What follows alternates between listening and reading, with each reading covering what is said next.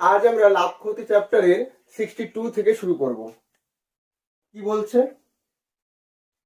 একটি দ্রব্যের ধার্য মূল্য 500 টাকা, পরপর দুবার যথাক্রমে 20% এবং 10% ছাড় দিলে দ্রব্যটির বিক্রয় মূল্য কত হবে? তার মানে দেখো, এখানে ধার্য মূল্য লেখা আছে 500, প্রথমে 20% ছাড়, তার মানে 80% দিচ্ছে, তারপর 10% ছাড় অর্থাৎ 90%। ঠিক আছে, তাহলে 1 2 3 4, 1 2 3 4, 5 8 40 ইন্টু 9, 4 9 36, 360 টাকা। কি দাঁড়?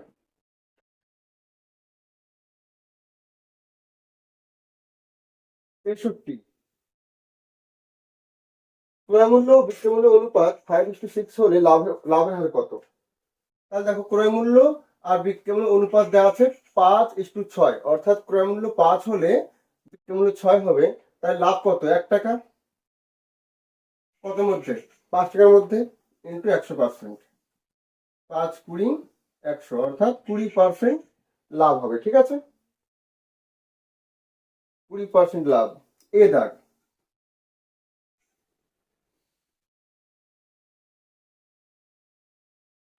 64। একটি দ্রব্যের ক্রয় মূল্য ও বিক্রয় মূল্যের অনুপাত 5:4। ক্রয় মূল্য মানে সি, সি হচ্ছে এটা, আর এস হচ্ছে 4। তার মানে ক্রয় মূল্য বেশি আর বিক্রয় মূল্য কম, তাহলে ক্ষতি হবে এখানে। তাহলে ক্ষতি হয় কত? এখানে ক্ষতি কত হচ্ছে? 1 টাকা ক্ষতি হবে। 1 টাকা ক্ষতি কতের মধ্যে? নিচে সবসময় কিন্তু ক্রয় মূল্যই হয়, ইন্টু 100%, অর্থাৎ 5 20 100, তার মানে 20% ক্ষতি।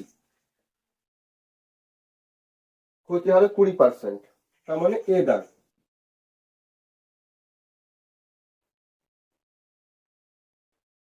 65 বলছে দুটি ক্রমিক কমিশন 10% ও 20%-এর তুল্য কমিশন কত? তুল্য কমিশন চেয়েছে। তার ধরে নিচ্ছে আমার দাম ছিল 100, ঠিক আছে, বা 100x, আর কমিশন দিচ্ছে কত? 10% আর 20%। তাহলে প্রথম 10% কমিশন দিলে কত হবে? 90% দিচ্ছে, আর তারপর 20% মানে 80% দিচ্ছে। ঠিক আছে, 100 টাকার জিনিস। তার মানে 1 2 3 4, 1 2 3 4, 8 9 72x। তার মানে 100 টাকার জিনিস 72 দিচ্ছে, তার মানে ছাড় দিচ্ছে কত? 28। তার মানে 28% ছাড় দিচ্ছে। সমতুল্য ছাড় হচ্ছে 28%।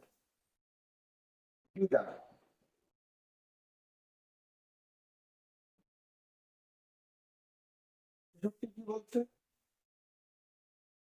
একটি রেডিওর ধার্য মূল্য 480 টাকা, এক বিক্রেতা 10% ছাড় দিয়ে 8% করে, 8% লাভ করে হবে হয়তো এটা। সে কোনো ছাড় না দিলে লাভ করতো।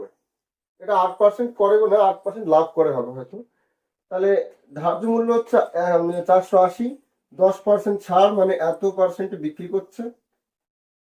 ঠিক আছে, আমার বিক্রয় মূল্য হচ্ছে কত? 8 9 72 2 হাতে 7, 4 9 36 আর 7 43। এটা হচ্ছে বিক্রয় মূল্য। ঠিক আছে, আর লাভ করেছে কত? 8%। তার মানে এত, তার ক্রয় মূল্য কত হবে? তাহলে এত বিক্রয় মূল্য ইন্টু 100/108। 2 দিয়ে কাটি, 5 গুণে 10, 4 দুগুণি, আর এদিকে 2 দিয়ে কাটলে পর 2 গুণে 4, 16 দুগুণে 32। 3 দিয়ে, 3 অক্ষে 3, 3 8 24, আর এই 3 দিয়ে কাটলে 3 হাতে 21, 3 দুগুণে 6, 4 এবং 72, অর্থাৎ 400। ক্রয় মূল্য হচ্ছে 400 টাকা, তাই তো? সে কোনো ছাড় না দিলে কত লাভ হতো? তাহলে ছাড় না দিত তাহলে 480 টাকায় বিক্রি করতো, তাই তো? তাহলে 400 টাকার জিনিস 480-তে বিক্রি করতো, তার মানে 80 টাকা লাভ হতো 400-র মধ্যে, ইন্টু 100%। তার মানে 0 0 কাটবে, 5 8 40, 5 20 100, তার মানে 20% লাভ করতো। ডি দাগ। ঠিক আছে,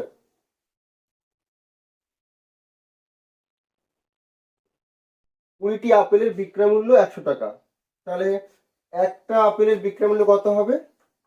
100/20, অর্থাৎ 5 টাকা। তারপরে 5 টাকা করে বিক্রি করেছে একটা করে আপেল। লাভ কত হয়েছে? লাভ হয়েছে 20%। তাহলে ক্রয় মূল্য কত হবে? একটা আপেলের ক্রয় মূল্য কত হবে? বিক্রয় মূল্য ইন্টু ওপরে 100 আর নিচে 120 হবে। 5 × 6 × 20, ঠিক আছে, অর্থাৎ 25/6 এটা হবে ক্রয় মূল্য। তাহলে 100 টাকায় কয়টি আপেল কিনেছিল? তাহলে একটা আপেলের ক্রয় মূল্য এইটা। এত টাকায় পাচ্ছে, এখন দেখো এত টাকায় পাচ্ছে একটা, তাহলে 1 টাকায় পাবে 6/25, উল্টে বসে গেলে পরে 100 টাকায় পাবে 6 × 100/25, এতগুলো কিনেছিল, তাই তো। 4×25 অর্থাৎ 24টি। তার মানে 100 টাকায় 24টা আপেল কিনেছিল। সি দাগ।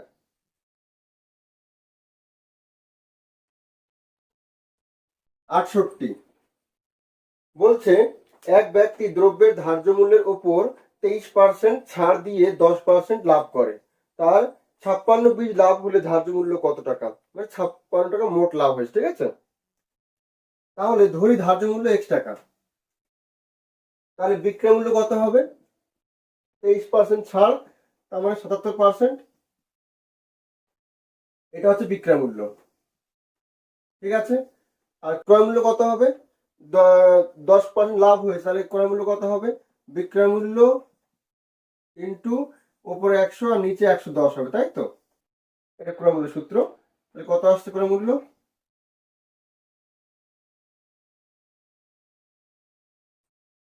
11 7 11 70, ঠিক আছে।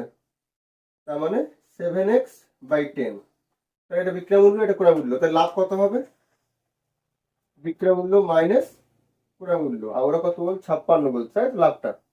তাহলে লসাগু হবে আমাদের 100। তাহলে এদিকে 77x মাইনাস এটা 70 হয়ে যাবে 56। তারপরে 7x/100, 56, 7 8 56, that is x equal to 800। তো আমার ধার্য মূল্য 800।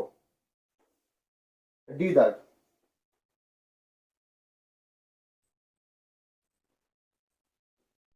69 ক্রমিক ছাড় 10%, 12% ও 5%-এর সমতুল্য ছাড় হলো। ধরি কোনো একটা জিনিস ছিল 100 টাকা, ঠিক আছে। তাহলে 100 টাকার জিনিস কয় টাকায় দেবে সেটাই সমতুল্য ছাড়।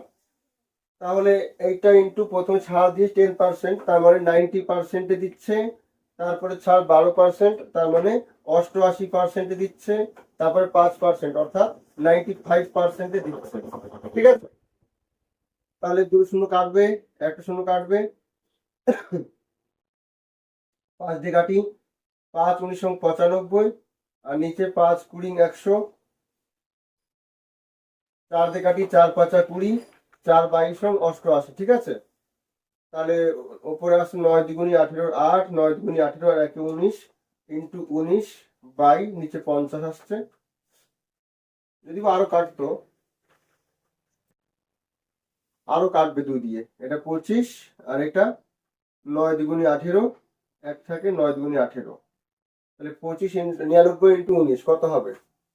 9 19 171, 9 19 171-এর 1 হাতে 17, 9 19 171 আর 17 কত হয়? 8 8 188, এইটা বাই 25, ঠিক আছে। এবার 25 দিয়ে ভাগ করবো এটাকে আমরা, কত হয়? আচ্ছা 25 দিয়ে ভাগ না করে আমরা 4 দিয়ে ওপর নিচে গুণ করে দিতে পারি, তাহলে বেশ সহজ হয় মনে হয়। ওপর নিচে 4 দিয়ে গুণ করি, তাহলে কত হবে দেখো তো। এটা 4 × 4, 4 8 32-এর 2, হাতে 3, 4 8 32-এর 3 35-এর 5, হাতে 3, 4 × 4 3 7, আর নিচে 100 হবে, দ্যাট ইজ 75.24। এটা সুবিধা হয়েছে। আর আমরা 25 দিয়ে ভাগ করতে পারতাম, মানে আমরা নিচে 100 করে নিলাম আর 100 করে নেওয়া মানে আমাদের ওপর নিচে ভাগ মানে পয়েন্ট দিতে সুবিধা হবে, ঠিক আছে। 75.24 এত টাকায় বিক্রি করতে হবে 100 টাকার জিনিস, তাই তো। আর ছাড় কত? ছাড় কত হলো? 100 থেকে এটা বাদ যাবে, 100 মাইনাস 75.24, তাহলে বিয়োগ করে কত হবে? 6 1 হাতে 1 3 7 6 4 হাতে 1 8 2 24.76, অর্থাৎ বি দাগ।